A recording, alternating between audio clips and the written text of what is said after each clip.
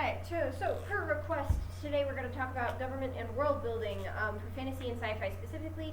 Obviously, if you're writing historical fiction or realistic fiction, it's going to probably be in our day, in our age, which means it's going to be whatever government you have it set in.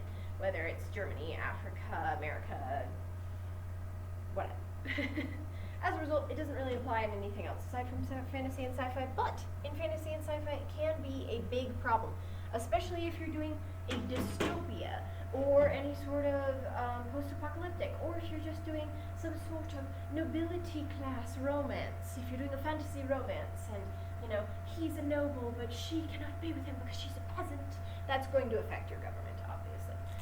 That being said, the first question that I generally ask myself, and that other authors, according to my research, generally have asked themselves, is behavior. So, in other words, what is the general behavior of the people in your government? We're not talking about people like us. So, for example, I'm not a mayor, I'm not a president, I'm not any sort of governmental figure. I work at a library, right? So that is a form of government in the regard that I work for the city, but I do not work in the government. So when I say what is the general behavior of people in your government, I don't mean people in general, I don't mean the populace, I mean the mayor, the president, the king, the queen, whoever it is. And when I talk about behavior, we're talking about these types of things. Are they seeking good? Are they seeking improvements in society? Are they seeking to improve everything? In a positive way. When I say in a positive way, I'm not saying seeking to do good and therefore like stab other people in the back in order to fix it. No. When I say seeking to do good, I mean genuine good, for the sake of good, in a good way. This is pure holy goodness of angelic halo-ness. The next thing you want to ask is that, are they seeking to get needs met by exploitation? So in this case, they're seeking to do good, but only by exploiting others. So that means, do you have sweatshops? Do you have indications where people in the nobility are putting peasants down in order to have slave labor? These kinds of things. This is when the government is a lot more like, you stay in your place so that I can function and have a great time, even though your life sucks. It's for the good of me. They're not seeking good overall, it's for the good of moi and moi only, for those government figures. And then the last one is seeking law. So, what do I mean when I say seeking law? I mean, these government figures seek to follow the exact letter of the law. It doesn't matter if the person was doing it in self-defense, they killed a person, jail forever. This is the kind of letter of the law crap that gets you into dystopian novels, where it's like, you broke the law, jail forever. It's not like, you broke the law and, it's not like our government system where it's, you broke the law and let's have justice. It's not about justice, it's about the law is the law is the law, and you better follow the law. Those are that's those type of government figures. So, in that case, these are the main three. There are obviously others, and others that break off, like you can combine them, like do they seek exploitation but also seek the law? So part of the law is exploitation. Or is it that they're seeking good by doing the law? Or there's a lot of different combos here that you can do, but these are the main three. And this is going to help give a general idea of how your government works. Why? Because of the fact that this helps structure your government. We're going to talk more about structure later. But if you know these things, it's more likely to lend itself to a certain structure. You can, again, mix and match all over the place. But most of the time, one mentality will lead to a certain structure. Most of the time.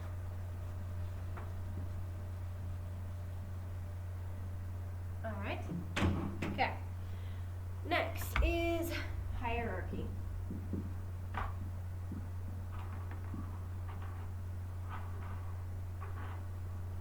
Alright, with hierarchy, a lot of you most commonly know the Christian patriarchy hierarchy. That's what most people are familiar with. So that's when God is first, then man, then woman, then child, then nature. That is the patriarchy, Christian hierarchy. However, you can have it in all sorts of ways. You can have it so that maybe you have maybe you don't have a religion. Maybe instead it is the queen who's the big boss. And then under her is the king. And then under that is woman. And then under that is man, child, nature. Or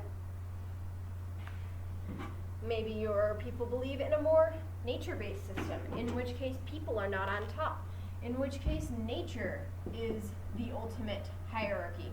And then below nature you have whatever ruling figure. And then you have regular middle class, and then peasants.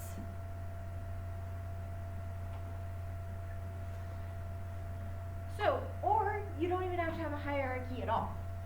Hierarchy, though, is most common in government. Why is it common in government? Well, it's most common in government because of the fact that then people know who to bow down to. It makes it easier to control people if you tell them, this person's in charge. Then they bow down easier. Whereas if you just say, oh, just listen to whoever, that's what causes anarchy. So hierarchy is actually incredibly important for your government to function because of the fact that if you have something like nature is above all else, and a hurricane happens and a lot of people die, they might actually see that as slightly less of a tragedy because it's like, well, nature has clearly decreed that those people should die, and nature is the ultimate power. And so it changes the belief system with these hierarchies, and it's going to change how your government functions. That's why a lot of people get really weird about the political climate these days. We're going to talk a lot about our government because it works as an example. For example, our government is a lot more Christian patriarchal. That means that part of the reason that a lot of people don't like genderqueer and gender fluidity is because of the fact that it screws up that whole thing, right? If you don't have God, man, woman, child, nature, etc., then what do you have? If a woman can become a man and a man can become a woman, your whole hierarchy is screwed up. And so unfortunately, a lot of people see it as a power trip, rather than being like, I want to accept these people because this is how they feel and this is who they are, which is the right way to do it. You should love people no matter what, in my opinion. If anyone else disagrees, by all means disagree, but in my opinion, you should love people no matter what because they're people. And they deserve to be loved, as long as they're not psychopathic murderers, but that's a different story. But a lot of people see it as a threat to their hierarchy, and that's why they have a big problem with it. Not necessarily because of a morality issue, but more because their hierarchy is being messed up, and that makes people get territorial and have issues. That's another thing you could exploit. If you have a specific hierarchy in your government, what is it, and what happens when that hierarchy gets knocked? What happens? That's a fun thing to play with.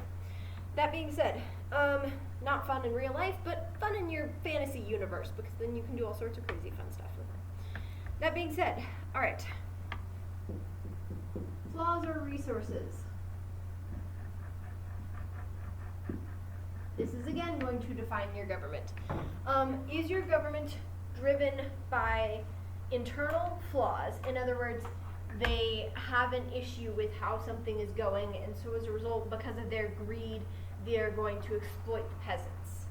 So that's a greed thing. Or is it because of the fact that there aren't enough resources? So if more peasants die due to exploitation, more resources for them.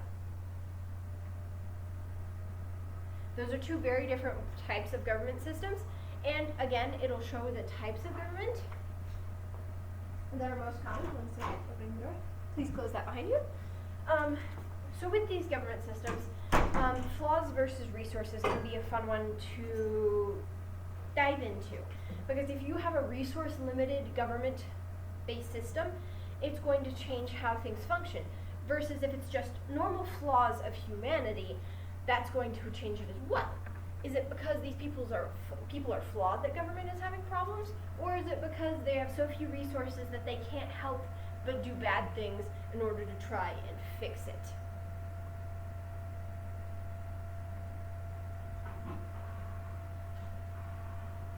Alright. Next. If you're doing the resource category, are resources abundant or scarce? Most of the time it's scarce. However, you can have an overabundance of resources cause problems too. This is the type of thing when you have things like the gold rush, where such an abundance of gold actually causes people to do terrible, horrible things to other people in order to get it. I don't want to delve into that, but let's just say government did some real bad stuff during the gold rush, because the abundance of gold made them go little. And they murdered and slaughtered a lot of people in order to get to this gold. Primarily Native American people and indigenous people, which makes me really upset. But that's a different story. I'm currently taking Native American history. Indigenous peoples is the preferred term, but Native American is what we call it on the thing. So, with that being said, the abundance of the gold actually caused the government to say, yeah, if you want to murder indigenous peoples in order to get this gold, do it. It was a terrible, tragic thing that happened, but it was because of the abundance of gold. So actually having an abundance of resources can cause people to go a little nuts. Whereas scarcity can also cause people to go nuts, right? During famine and during war times when food is being rationed, the Great Depression, these were all times of scarcity. And this caused great amounts of governmental shift and shift within the people and how they functioned, right?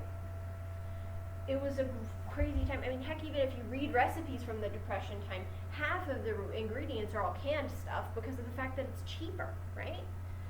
That's going to cause your government to look entirely different if you have scarcity versus abundance.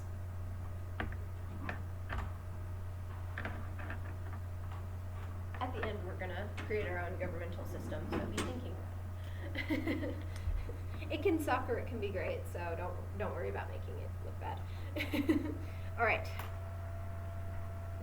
Next one you're going to want to ask yourself about when creating your government. What does your justice system look like? Who is running your justice system? And is it good or is it bad? For example, if you have a justice system that is in a dystopian society, it's probably going to be bad, right? That's the reason why it's dystopian. It's probably going to be like, you there, you're a peasant and you're claiming that this noble hit you. Well, they're a noble. So, yeah, they didn't hit you. Case closed. That kind of abuse was very much a thing that happened a lot. Very rarely did the peasant win any cases against the nobles because the nobles pretty much were just like, oh, me? And they were like, yeah, of course it could be you. And a lot of things got away with that they shouldn't have. Same thing with, unfortunately, again, the indigenous people of America. Our justice system has gotten a lot better, but it used to be that a lot of indigenous peoples had absolutely no rights in the court system, just like African Americans. And so as a result, if an African American or an indigenous person said, hey, this white person did something to me, who's going to believe them?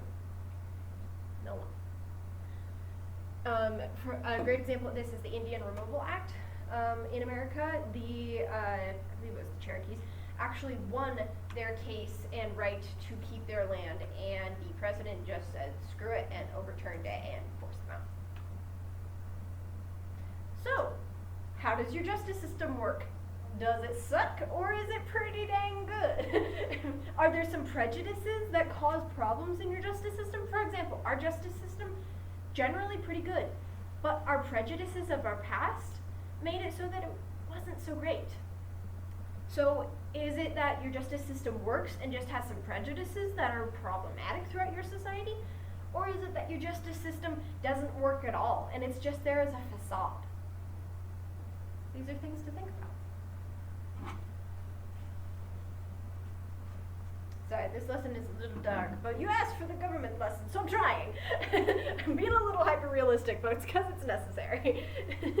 So I apologize if it was not what you were expecting. Alright. Now, what is your base? Now, when I'm talking about bases, there are three main bases. Obviously, there's like 200 different bases that all vary and have various complications and mixes and all sorts of amalgamations, but these are the main three. And then you can mix these three, add a dash of this, dash of that, and make your own little concoction if you so desire. But that being said, the most familiar are monarchy. Let me make sure I'm spelling that right. Yep. And then there's oligarchy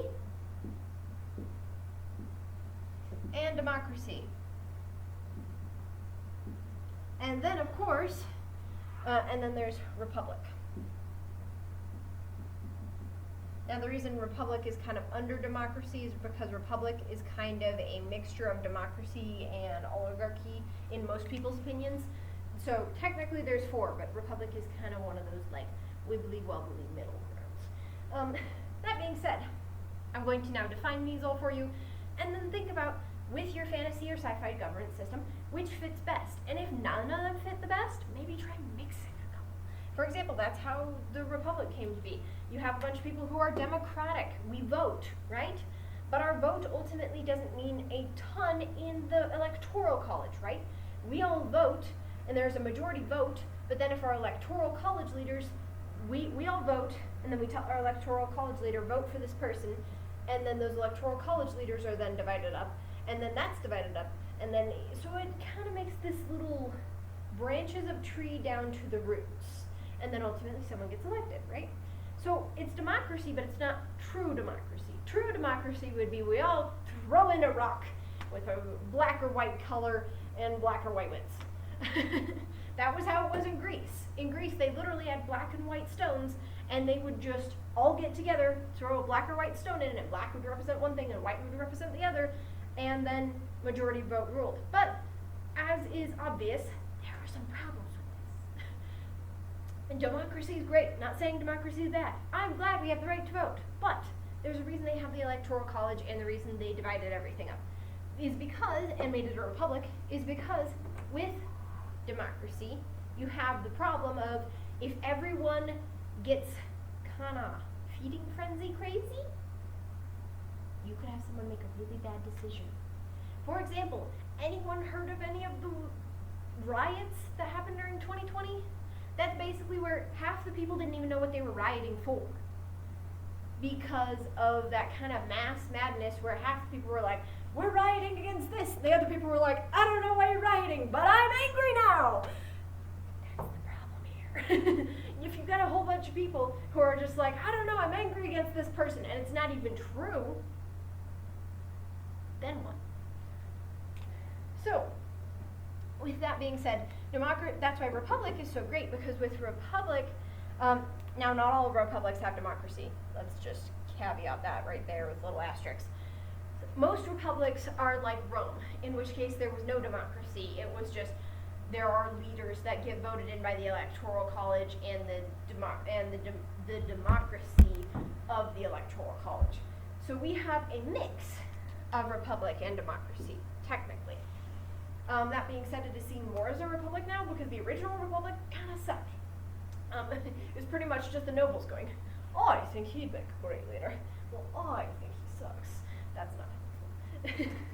Hence why democracy and republic kind of went squish to make our new republic. That being said, let's talk about oligarchy and monarchy.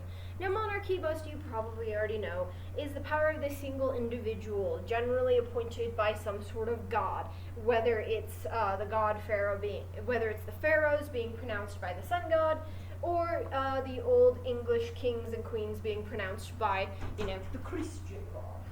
Nothing against Christian god. I am Christian. Just saying, there were some interesting things done in the name of the Christian god that probably should have been done. I think God wouldn't disagree with. Thank you. It's just my personal opinion generally, stabbing people, hating people. Not what God wants as far as I'm aware, but okay. So again, nothing against Christianity, more just choices made in light of Christianity. That being said, with monarchies, it is primarily single individual. This includes kingdoms, dictatorships, and tyrannies. So technically dictatorships, even though they are a different flavor of monarchy, are still a monarchy under definition. So as a result, if you're doing a dictatorship, I would say, yeah, your system's technically a monarchy. It's a different flavor of monarchy, but it's still a monarchy. Then you have oligarchy. One second, I'm trying to. This is ruled by an elite minority. So for example, an aristocracy, a plutocracy, or ruled by a racial minority. So as a result of that, it basically means that we are higher because we're better, for whatever reason. Whether it be noble, or like I said, aristocracy, nobles, plutocracy, what have you. Eye color, yes, you could do eye color, hair color, you could do anything like that. You could do the fact that, I don't know, D&D reference here, you could have a bunch of elves say that because we're elves, we're better, so, oligarchy. And a lot of elves do that in most of the D&D interpretations that I've seen. They're kind of jerks, which makes me sad, because I like being elves as characters. I think they're a cool idea. Anyway, so, with this is going to dictate your base, and it's going to also dictate how your government works. So for example, with a monarchy, yes, you have a single person that is in charge, but that single person cannot rule alone ultimately. So they pick maybe 4 or 5 advisors. And then those people are going to ultimately help them run the kingdom. However, I would say 4 or 5.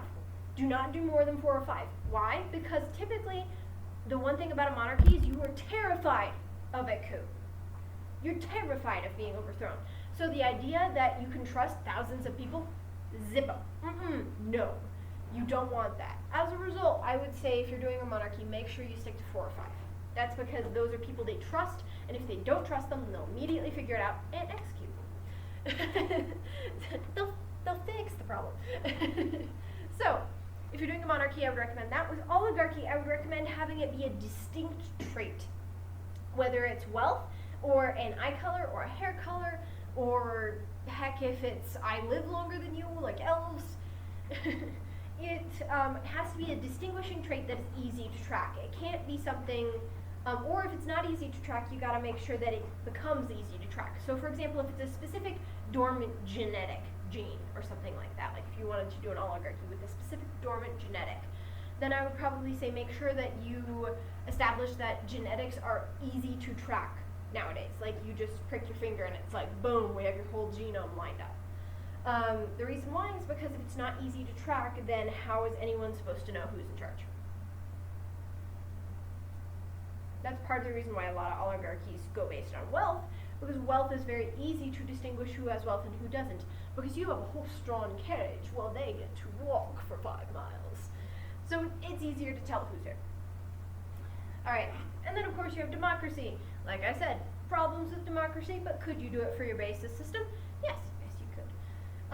However, if you're doing a democracy based on our kind of democracy, ours is not a pure democracy. So I wouldn't call it a pure democracy if you're doing that for your base. It is not. So just make sure that you don't use that terminology.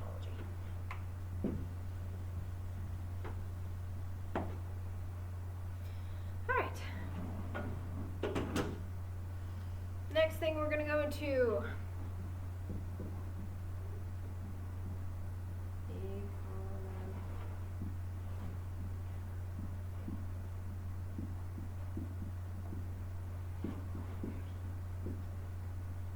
Alright, how does your economy work?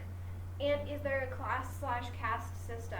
Now class versus caste are similar but different. With class system, it's a lot more like our society, where there ends up being a class system because you can't avoid it. Ultimately, we as humans in society can't avoid class system. I would like to say that we can, but we really can't. Why? Because we're imperfect people. If we were perfect people, we could all share the wealth and we could all avoid class systems. But we're not. We are either greedy or get exploited because we're too sweet, or any number of things. As a result, class is ultimately a thing you're going to have to deal with. Now, what do I say when I say class? I don't mean someone's better than someone else. I just mean wealth, period. That being said, it's kind of a good example of this is a goofy Instagram post that I saw, but nonetheless, it has value here. Someone basically said that they went on a date with someone who was super rich, right? And by the end of the date, they realized that if you're wealthy enough, laws don't really apply to you. Why? Because of the fact that you can't park here just means you have to pay a $25 ticket. Or you can't do this, that just means I have to pay a $200 fine. It's basically, how much are you charging me to do the illegal thing? And by the end of the day, she realized, holy crap, this is messed up. But yeah, so that's why I say there's a class system, because ultimately a lot of people who are wealthier can get away with more because they can afford better lawyers, they can pay for the charges, whatever have you, and they can just walk away. It's an unfortunate reality of our humans' condition, but nonetheless it's true. With class systems, typically you get the classic, billionaires, millionaires, upper middle class, lower middle class, and then poverty. That's pretty normal. Then you have the caste system. Now the caste system is similar to the class system, but the difference with the caste system is that you have a right to this money. It's not just that I earned this money, therefore I'm here. You have a right to it. And if someone is lower than you and has less money, they have no right to it. Even if you pass away and you give all your money to charity, you aren't allowed to do that in a caste system. In a caste system, that is your money, and that money will be given out to the nobles, even if you're a widower. Because they aren't going to give it to the peasants because they don't deserve it. So, that being said, that's why caste systems suck. Especially because this is when you get into a lot of that Regency romance stuff where it's like, oh, my parents are forcing me to marry a duke, but I'm in love with a farmer. The reason that happened is because of the fact that mama was like, girl, you don't have any ability to function in this society, so as a result, if you don't marry wealthy and your husband dies, you're going to live in poverty and die in poverty. Because unfortunately with the caste system, your options are marry up or stay poor. And marrying up is incredibly hard if you are part of the peasantry. However, if you're part of the nobility, it's almost required that you marry up. And if you don't marry up, you're generally shunned by society. So again, this is going to affect how your whole world works. Now, economy obviously is the main factor in this because we're talking about money. So, what does your economy run off of? Is it the gold and silver system? Is it gemstone-based system? Is it a magic-based caste system? Is your economy run off of, can you make enough potions? And so as a result, the caste is like the highest class of witches are the nobility. Is that how your caste works? You can have all sorts of different things here. But basically it's, where does the money come from? Who's the money going to? Where does the money come from? And why does it matter?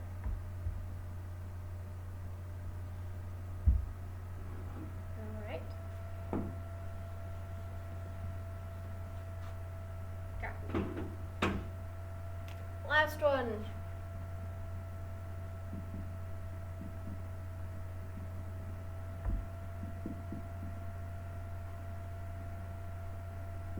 Now we talked about hierarchy earlier, but some of you guys weren't here for that.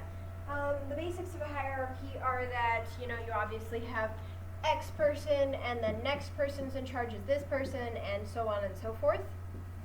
Most of the time, if you have some sort of religion, that is going to affect your government because God is going to be here. Obviously, if you have some sort of religion. If you don't have a religion and it's more a philosophy of living, generally your philosophy of living is going to go here. So if they obey the law above all else, or if they obey nature above all else, that's where that's going to go. So that's why it's important to know if your government is based off of a philosophy-based system or a religion-based system. Because if it's based off religion, your gods are going to go here. God or gods, your choice.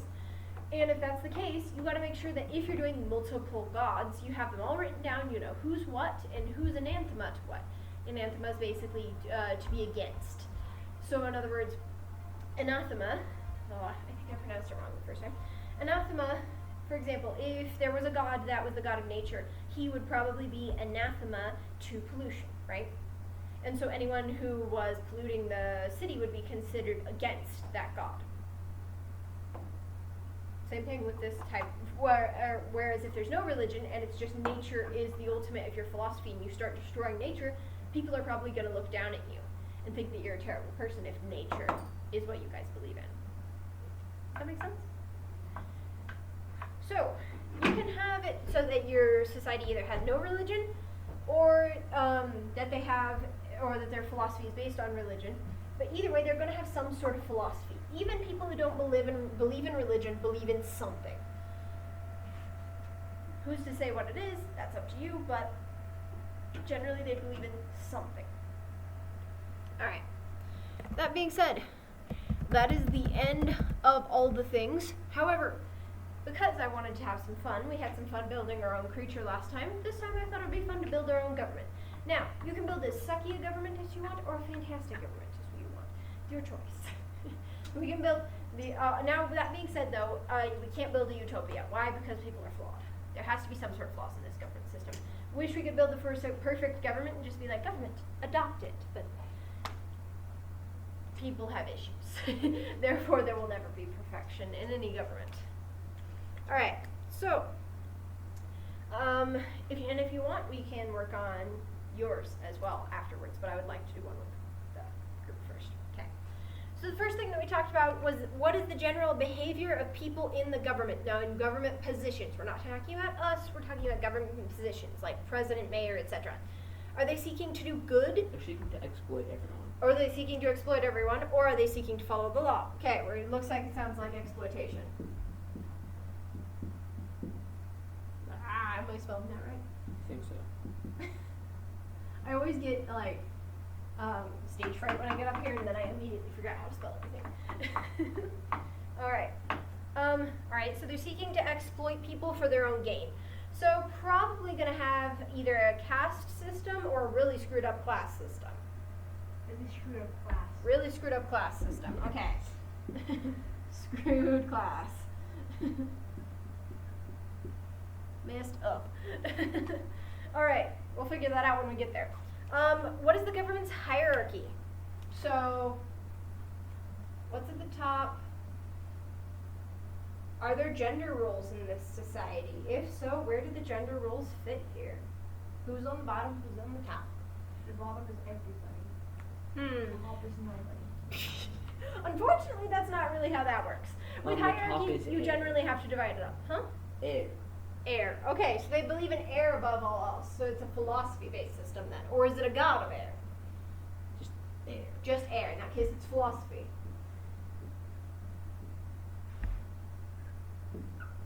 So their philosophy is that air is more important than anything. Alright, now, what is just beneath air? Is it animals or us? Animals. Us. Animals. Okay, okay. Animals are more important than humans. Okay. I beg to differ. We're doing us. We're doing us. Okay, what's your vote?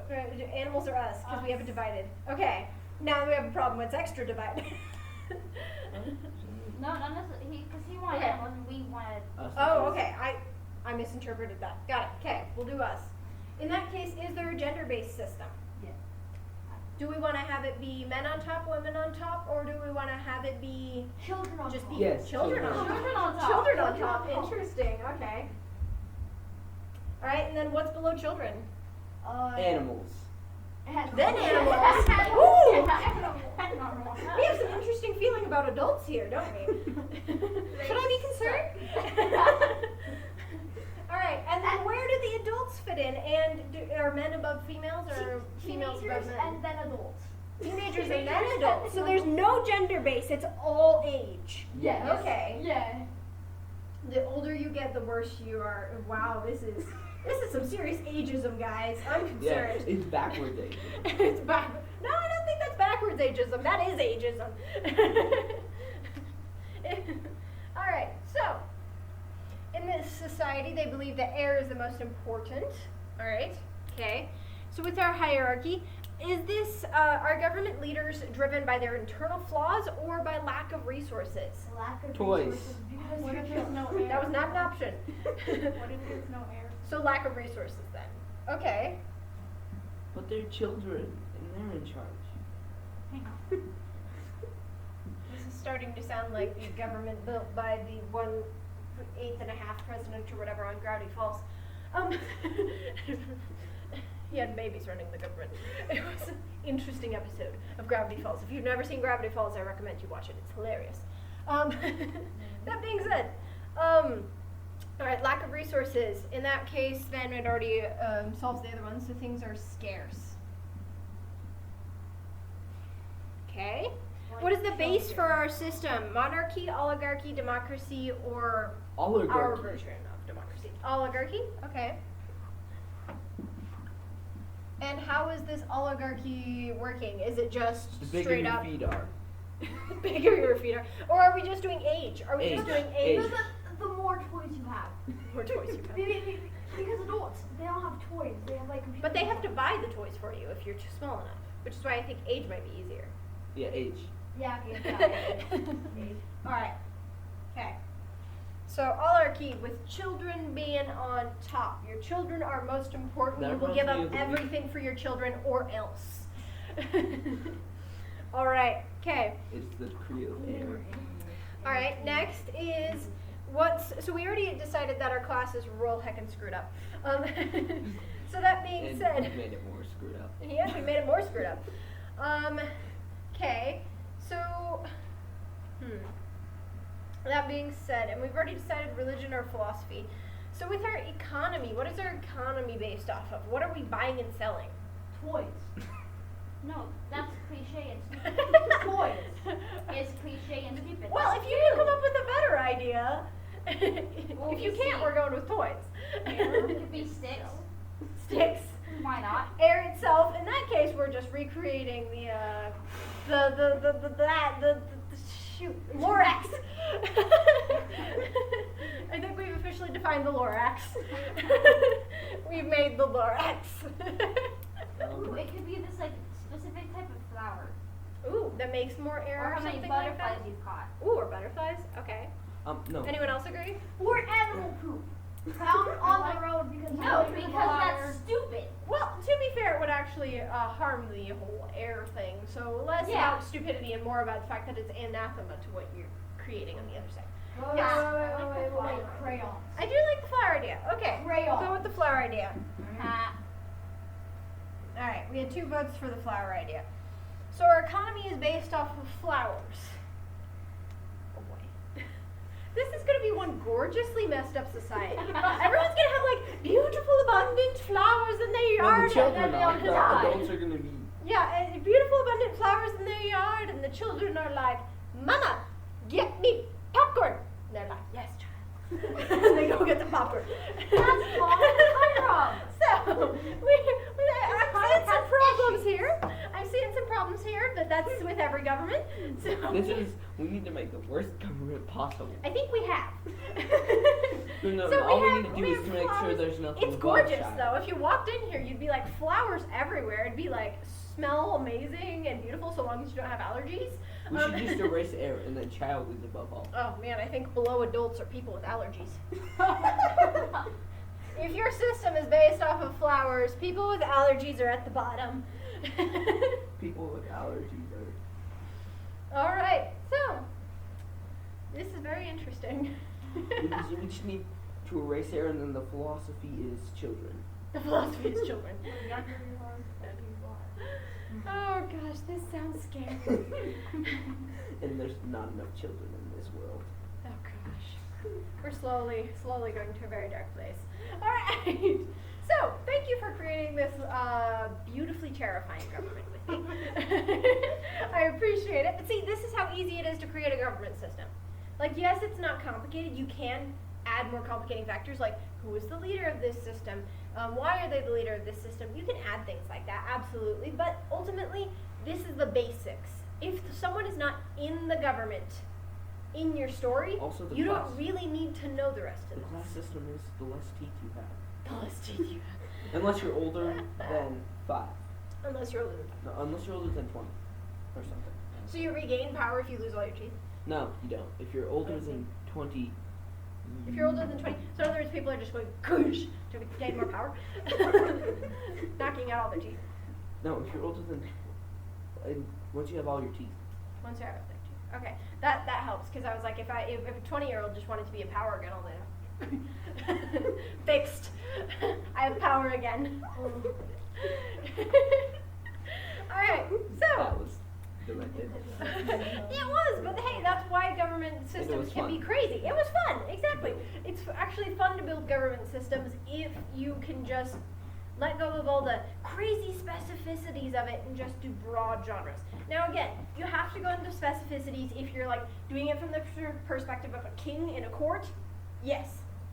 Then you probably need to know all the names. But if you're doing it from the point of view of a peasant, you probably know how it works, but it doesn't really matter who's in it doing what. Because it doesn't affect them, unless it's one of those Regency romances where they're like, oh, I must marry the prince. There goes my glasses. In which case, the drama of tossing your glasses along across the room is very much, it matters, right? Then in that case, you want to know who the princes are, and you want to know if they're good or bad. You want to know if, could she actually fall in love with them, or is this just to please her parents? You know, then that matters. But again, it's probably not going to affect them if they're outside of the government system. All right. Now, I have another 10-ish minutes left. Are there any questions? Can we make another government? Even more screwed up? Can we make another one, but more screwed up? I think we can do that after I help him, because I told him that I would help him with his government. So anything else? It's not like me. No, we're all good? Okay. I will stop the video then.